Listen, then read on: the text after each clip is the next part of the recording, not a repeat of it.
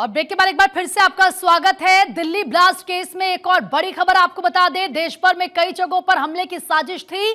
देश में 4 जगहों पर धमाके का प्लान था। दिल्ली, अयोध्या, प्रयागराज निशाने पर थे, यानी कि धार्मिक स्थल। 8 आतंकी करने वाले थे सीरियल ब्लास्ट। और देखिए, उससे पहले हो जाता है दिल्ली ब्लास्ट, जिसमें 12 लोगों की जान चली जाती है, कई लोग बुरी तरह से जख्मी हो जाते हैं।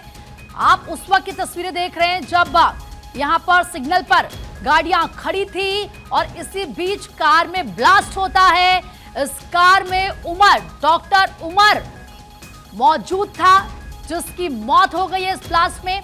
अब तो जानकारी सामने आ गई सूत्रों से, डीएनए सैंपल भी मैच हो चुके हैं बॉडी पार्ट्स के।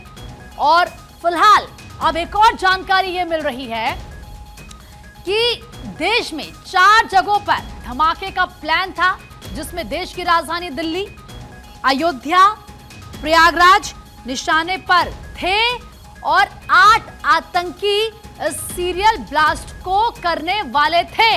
लेकिन उससे पहले दिल्ली में ये प्रीमेच्योर ब्लास्ट हो जाता है।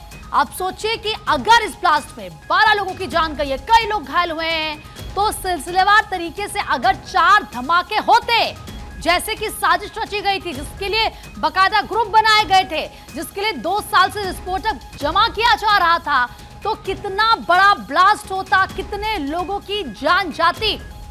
बात अयोध्या की करें, बात प्रयागराज की करें, तो आप जानते कि धार्मिक स्थल है।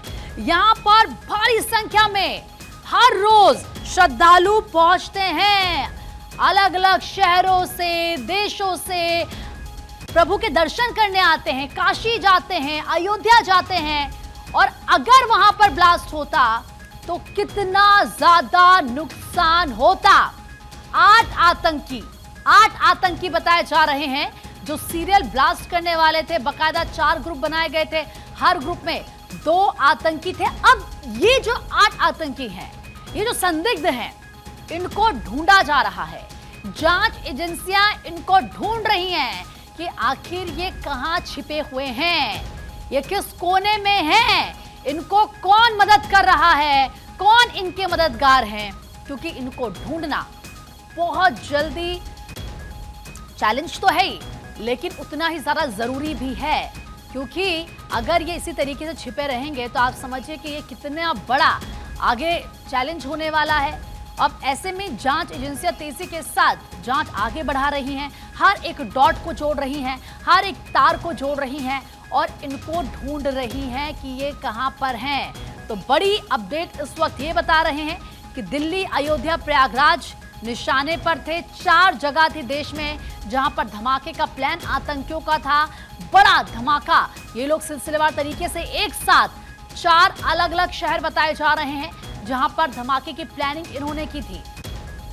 इंदर यादव जरा बातचीत के लिए इस वक्त हमारे सहयोगी लाइव जुड़ चुके हैं हमारे साथ। इंदर, जो जानकारी इस पूरे मामले में सामने आ रही है वो ये कि देश भर में कई जगहों पर हमले की साजिश थी और जिनमें बताया जा रहा है कि अयोध्या, प्रयागराज भी शामिल थे। अब ऐसे में ये हम अंदाजा लगा सकते हैं कि अगर यहां पर धमाका होता, ब्लास्ट होता, तो कितना नुकसान होता। और ये जो 8 आतंकी हैं इंदर, जो ये संदिग्ध हैं, इनको लेकर फिलहाल क्या जानकारी मिल रही है? क्योंकि इनको ढूंढना उतना ही ज्यादा जरूरी है फिलहाल जांच एजेंसियों के लिए।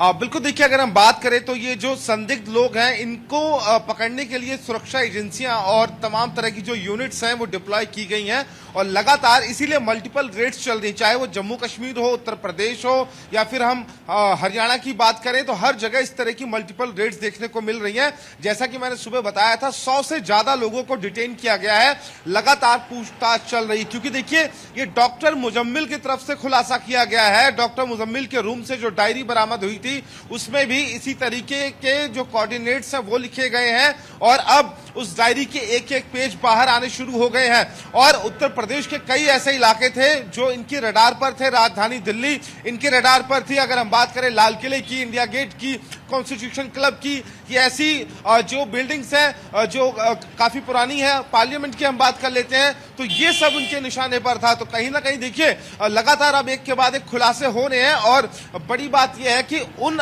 जो 8 आतंकियों को जो संदिग्ध हैं, देखिए उनमें से एक उमर खुद था जो कि फिदाइन हमला करके उसमें मारा गया, लेकिन 7 लोग अभी भी ऐसे हैं जिनको पकड़ना बेहद जरूरी है और उनकी धरपकड़ के लिए तमाम तरह की जो यूनिट्स हैं वो अपना काम कर रही हैं। यूपी एटीएस से लेकर गुजरात एटीएस, जम्मू कश्मीर पुलिस या फिर हम दिल्ली स्पेशल सेल की बात करें, तमाम यूनिट्स जो है आपस में कोऑर्डिनेट कर रही हैं और इनको पकड़ने की कोशिश कर रही हैं। जी बिल्कुल। और इंदर, जिस तरीके से हम देख रहे हैं जम्मू कश्मीर भी लगातार रेड चल रही है, दूसरी तरफ जांच एजेंसियों की कोशिश है कि जल्द से जल्द इनको पकड़ा जाए। अब ऐसे में लोगों को भी ये समझना होगा, उनको भी ध्यान रखना होगा कि जो आसपास आपकी गतिविधियां हो रही हैं, जो मूवमेंट्स हो रहे हैं, उन पर भी आप नजर रखें, अपने आंख कान को खुला रखें और ऐसा अगर कुछ भी होता है या आपको किसी पर शक होता है तो जांच एजेंसियों को इसके बारे में इन्फॉर्म करें।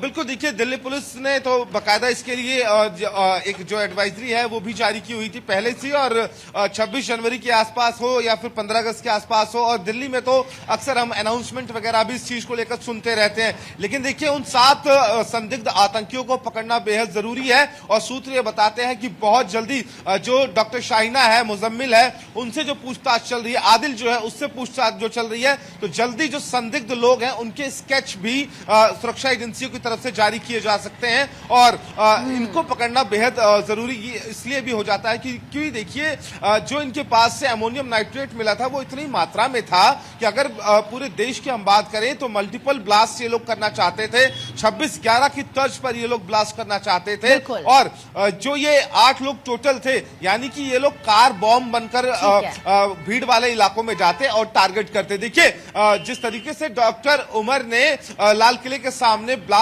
किया तो सोमवार का दिन था, वो पार्किंग में काफी देर वेट करता रहा क्योंकि सोमवार के दिन लाल किला बंद होता है, वरना ऐसे वहां पर और ज्यादा भीड़ होती, तो जब वरना वहां से वो इंदौर निकलता है और ज्यादा परेशान। नुकसान होता। बिल्कुल आप सही कह रहे हैं। मैं लौट रही हूँ आपके पास